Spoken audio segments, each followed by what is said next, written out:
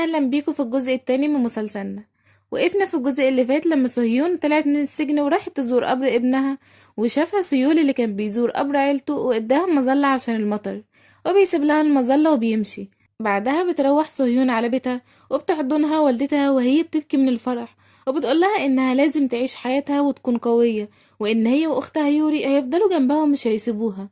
وبتروح صهيون تزور أختها يوري في متجر الملابس بتاعها، وبنعرف ان يوري اختها بالتبني، ورغم كده بتكون يوري بتحب سوهيون جدا، وبتكون سوهيون سعيدة بنجاح اختها. فبتقول لها يوري ان هي كمان لازم تبدأ من جديد. فبتفكر سوهيون وبتروح مركز الشرطة وبتسأل عن الطفل الناجي من الحريق اللي عملته السجينة، بس بيقول لها الشرطي ان الاسم اتنقل وفقدوا كل السجلات. بس سهيون ما بتفقدش الامل وبتدور في كل مراكز الشرطة، وحتى بتروح مكان البيت اللي اتحرق علشان تدور على معلومات توصل بيها للناجي من الحريق. واخيرا بتديها شرطية مكان الدكتورة النفسية اللي كانت بتعالج الطفل، وبتروح لها صهيون الجامعة اللي بتدرس فيها، وبتفضل تفتكر ذكرياتها لما كانت أستاذة جامعية وقد ايه الطلبة كانوا بيحبوها. فبتحزن على حياتها وبتسأل الدكتورة عن الطفل، فبتقول لها انه وقف علاج من 10 سنين، لكن هي هتحاول تلاقي رقمه اللي كان معاها وتديهولها. وده بيفرح صهيون شوية، بس بتحزن تاني لما بتعرفها أختها إن سوهو احتمال يرجع قريب.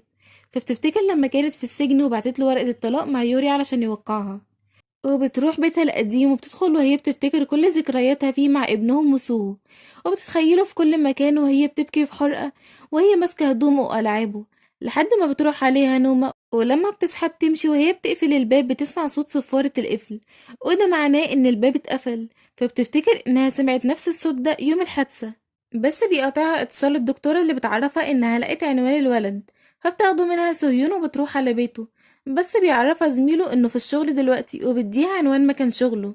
في الوقت دوت بقى بيكون سونيول ماشي ورا عضو برلمان الشوي بعد ما قالت له مساعدة كيم ان هو اللي عليه الدور عشان يمسكوا عليه حاجة، وبيفضل ماشي وراه لحد ما بيشوفه دخل شقة مشبوهة. فبيصوروا في أوضاع مخلة، وقبل ما يمشي بيشوفوا الأمن وبيكونوا هيمسكوه وبيضربوا بعد، بس بيقدر سونيول انه يهرب بسرعة. وبيروح على ساحة الخردة اللي شغال فيها وبيعالج جروح ايده، وبتكون صهيون وصلت عنده، ولما بتشوفه بتتصدم لما بتفتكر انه نفس الشاب اللي قابلته عند القبر. وبيستغرب سونيول انها جت وبيسألها عن سبب زيارتها ليه. فبتتوتر صهيون وبتقوله بتوتر ان في سيدة هي اللي بعتتها ليه، وبتديله دفتر الرسايل وبتقوله ان السيدة دي حست بالذنب بعد اللي حصل، وفضلت تكتب له رسائل اعتذار بس ما قدرتش انها تديهاله. ولما بيفتح سونيول الدفتر وبيشوف صور الحريق بيفهم قصدها وبيقول لها يعني جاي تعتذري عن الست اللي كانت سبب في موت اهلي. فبتقوله ان السيدة دي ماتت وما قدرتش تجيله، وانها ندمانة عن اللي عملته. فبيتعصب سونيول عليها وبيقول لها انه مش عايز يسمع سيرة الست دي لان بسببها حياته اتدمرت، وبيقوم بعصبية من قدامها. فبتروح سوهيون بيأس، بس لما بتفتكر وصية السجينة ليها وإنها تفضل جنب سونيول وتساعده ويتخطى أزمته، فبتروح له تاني بس في كل مرة بيتجاهلها وبيرفض إنه يكلمها. وبتفضل تروح له عند بيته بس هو برضه بيرفض إنه يكلمها، لحد ما في يوم وهي مروحة من عند بيته بتشوف إن في حادثة على الطريق، وإن سونيول أنقذ طفل بس بتقع منه سلسلة فيها صورة والدته، وبيدور عليها لكنه مش بيلاقيها، والشرطة بتمشيه من مكان الحادثة بالعافية. فبيروح وهو حزين شوية، وبتروح له صهيون وهدومها متبهدلة وبتديله السلسلة، وبيعرف انها دورت عليها في الوحل وجابتها له، وبتقوله انها حاسة بيه لان هي كمان حصل لها نفس الظروف دي وابنها توفى. بتقوله انها طلبت من قاتل ابنها انه يعتذر لكنه رفض، وانه لو كان اعتذر صحيح ما كانتش هتسامحه بس ما كانتش هتخبطه بالعربية وكانت هتحاول تنسى اللي عمله. وبتحكي له اللي حصل وبتقوله انه كان نفسها يقبل اعتذار السجينة لانها فعلا كانت ندمانة، بس هي عذراه لانه غصب عنه. وبتتأسف له انها فكرته بماضيه وموت عيلته وخلته حزين من تاني، وبتسيبه وبتمشي، وبيفضل سونيول واقف وبيفكر في كلامها، وبيشوف انها سايباله ورقة في السلسلة فيها اسمها ورقم تليفونها. وبنروح بقى لسوهو اللي رجع كوريا وبقى مدير قسم الصحافة في شركته، وبيتكرم وبياخد جايزة أحسن صحفي. ورغم كده ما بيكونش مبسوط وبيشوف إن كيم جون بعتله برقية تهنئة بسبب نجاحه، فبيقطعها وبيكسرها وهو متغاظ. وبتروح سوهيون على بيتها وبتشوف سوهو خارج من عند بيت والدتها، فبيفضلوا الاتنين يبصوا لبعض بحب واشتياق. وبتبقى سوهيون فرحانة إنها شافته بس بتخبي وبتحاول برضه تبعده عنها، وبتقوله يروح يشوف حياته مع واحدة تانية. لكن سوهو المرة دي بيرفض يسيبها وبيشدها عليه وبيحضنها، وبيقولها إن عمره ما هيسيبها ولا يتخلى عنها حتى لو هي عايزة كده. فبتتأثر سهيون وما بتقدرش تقاوم نفسها أكتر من كده، وبتحضنه بحب وهي بتبكي، وبيعزمها على الغدا مع عيلته. وبيجي أخوه تاي ووالدته اللي بتحضن سهيون قدامهم وبتواسيها، وبتقول لها إنها تنسى اللي حصل. فبتفرح سهيون لأنها كانت خايفة من ردة فعلها. لكن مجرد ما بيخلصوا وبيخرجوا بتبقى سهيون لوحدها مع حماتها اللي بتبان على حقيقتها، وبتقول لها ما تفكريش إني سامحتك، انتي السبب في موت حفيدي لأنك مهملة، وكمان دمرتي حياة ابني. هو أصلا سوهو قال لي إنه هيقطع علاقته بيا لو رفضت وجودك، فاضطريت إني أمثل قدامهم إني سامحتك وتقبلتك. فبتصدم سهيون من كلامها وبتحاول إنها تتماسك، وبياخدها سوهو على مكان لوحدهم وبيطلب منها الجواز من تاني، وإنهم المرة دي مش لازم يتفرقوا أبدا مهما حصل. فبتوافق سهيون إنها ترجعله، وبنشوف إن في شخص غريب مراقبهم، وبيروحوا غرفة خاصة بيه وبيكون مجمع فيها صور ومعلومات عن سهيون وكل عيلتها وكمان سوهو وعيلته. هو بياخد صورة وبيحطها في ظرف وبيكتب عليها اسم سهيون.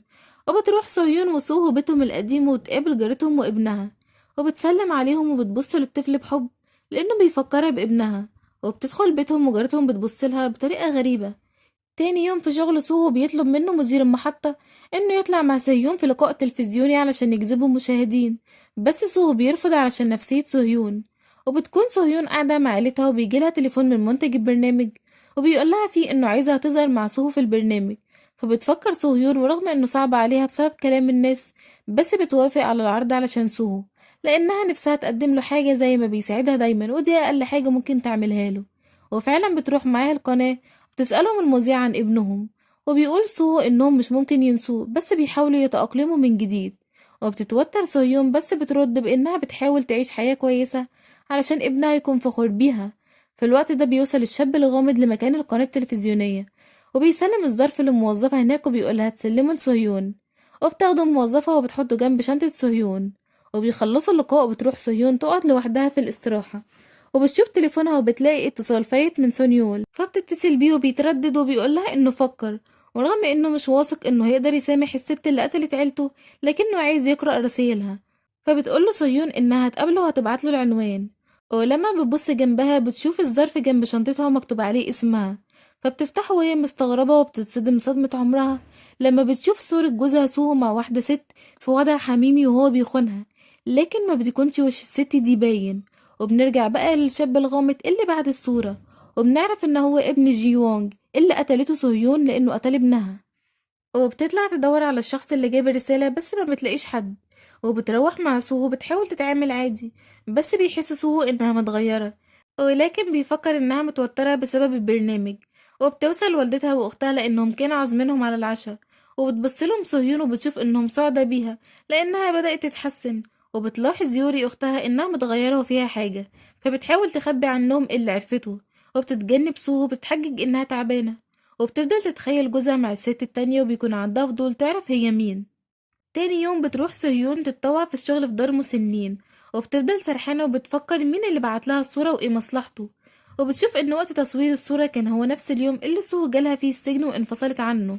فبتكلم موظفة المحطة وبتسألها عن الظرف، وبتقولها انها متعرفش من جابه وانه كان عامل توصيل عادي.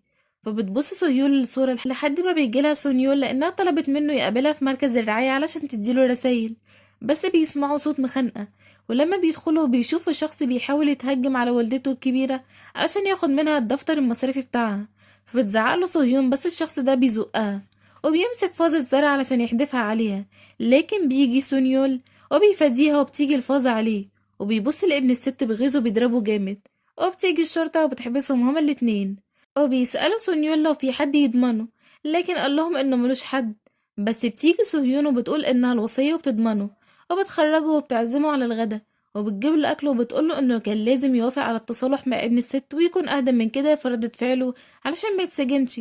فقال لها انه هيرجع لها فلوسها اللي دفعتها وضمنته بيها، وانه مش غلطان. وبتديله مذكرات وبتقوله لما يقرأها لو حس انه مخنوق ومتضايق يتصل بيها وهي هتكون جنبه. وبتقوم تمشي بس بيوقفها سونيول، وبيقولها ان الصورة اللي معاها اتلقطت بكاميرا قلم. فبتبصله باستغراب انه عرف، فقال لها انه شافها وهي ماسكة الصورة، وان اللي صورها شخص محترف وهو بيفهم شوية في الصور، ولو احتاجته في اي حاجة تقوله وهو هيكون موجود علشانها. فبتسكت سوهيون وبتمشي، وبتقابل جارتهم وهي خارجة، فبتوصلها جارتها وبتعزمها على الشاي في بيتها، وبتواسيها وبتقولها ان جون كان طفل جميل، وإنه دافع عن ابنها جاي في مرة من التنمر، وبتقولها إن هي اتعلمت منها كتير، وكمان بتشكر فيها وبتقولها إن هي أم كويسة جدا. فبتتأثر سهيون بكلامها وبتشكرها، فبتقولها الجارة إنها في يوم هتسدد لها الدين ده. وبتروح سهيون بيتها وبتحضر العشاء، ولما بيرجع سوهو بتقوله إن هي عايزة تتكلم معاه، وبتحكي له عن يومها فبيحس إنها متغيرة، وبيسألها لو في حاجة فبتقوله أيوة، وبتديله الصورة اللي معاها فبيتوتر سوهو وهو ماسك الصورة ومبيكونش عارف يقول ايه. وبتقوله ان هي ما عندهاش مشكلة لو قال ان عنده حبيبة وعايز يعيش معاها بعيد عنها، فقال لها وهو بيبكي انه اسف وانه ما بيحبش حد غيرها ومش عايز يسيبها، وان الست اللي في الصورة دي ما تعنلوش اي شيء، وانها كانت مجرد نزوة في حياته وانه ندمان. فبتقوله صهيون انها قبلت اعتذاره وان ودي حاجة كانت في الماضي وهتنسى، وانهم وعدوا بعض انهم ينسوا كل حاجة ويبدأوا من جديد. فبيرتاح سوهو انها سامحته وبيوعدها انه مش هيزعلها تاني ابدا. وبيتذاع اللقاء بتاعهم وبيشوف الكل، حتى سونيول بيتفرج عليه مع حبيبته، وبيحكي لها عن سهيون وبيقول لها انها ضمانته، وكمان قالت للشرطة انها ولية امره، وبيكون بيتأثر بموقفها معاه. وفي شغل سوهو بيراجع الكاميرات بس ما بيوصلش لحاجة، وبيعرف سهيون اللي بتكون قاعدة وبتتغدى مع اختها، فبتسألها يوري ليه متغيرة وحزينة، فبتقول لها سهيون انها في السجن كانت فعلا عايزة تسيب سوهو وتتطلق منه وانه يشوف حياته مع واحدة تانية، بس دلوقتي لما اكتشفت انه فعلا في فترة سجنها عرف واحدة تانية حزنت. فبتبصلها يوري بصدمة وبتقولها ازاي. قالت لها سويون ان في حد بعت لها صورة ليهم سوا، فتتوتر يوري وبتسألها لو عرفت الست اللي معاه، فقالت لها لأ وان وشها مش باين في الصورة. فبتسألها يوري عن ردة فعل سوهو لما واجهته، فقالت لها انه قال ان الست دي ما تعنلوش اي حاجة، وان الموضوع ما يعنلوش حاجة، واتفقوا انهم ينسوا ويبدأوا من جديد. فبتواسيها يوري وبتقولها انها تنسى احسن، وكده كده سوهو قال ان الست دي ما تعنلوش حاجة، وان سوهو بيحبها، وان هي شافت ده بنفسها. وبتستأذن منها لانها عندها شغل ضروري وبتمشي، وبتتصل والدة سوهيون بيها وبتطمن عليها، بس وهي بتكلمها بتشوف حد بعت لها ظرف، ولما بتفتحه بتلاقي صورة سوهو مع البنت، فبتتصدم الأم من المنظر وبتصرخ، وبتتخض صهيون عليها وبتطلع تجري على البيت، ولكن ما بتلاقيش والدتها، وبتشوف تليفونها واقع على الأرض جنب الصورة، فبتدور عليها لحد ما بتلاقيها قاعدة لوحدها في المحطة اللي جنب البيت، فبتروح لها وبتبكي والدتها وهي حزينة على بنتها وعلى اللي حصل لها، وإنها ما تستحقش خيانة سوهو ليها. فبتقول لها سيون إنها كويسة وإنها سامحته لأن الكلام ده كان في الماضي وإنهم هيبدأوا من جديد. فبتحضنها الأم وهي حزينة عشانها. وعند سوهو في شغله بيتصل بشخص وبيسأله لو هو اللي بعت الصورة لسهيون، وبيقوله إنهم لازم يتقابلوا ويتكلموا سوا، فبيبعتله الشخص دوت عنوان الفندق ورقم الأوضة اللي هيتقابلوا فيها.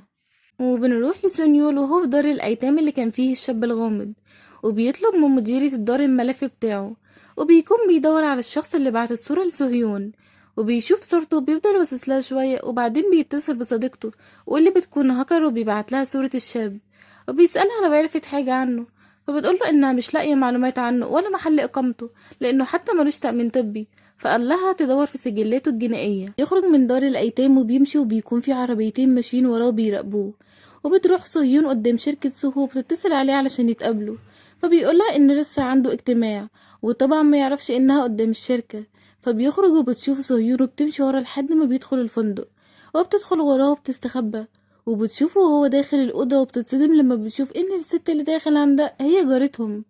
فيا ترى سوهو فعلا بيخون سهيون مع جارتهم ولا في سبب تاني؟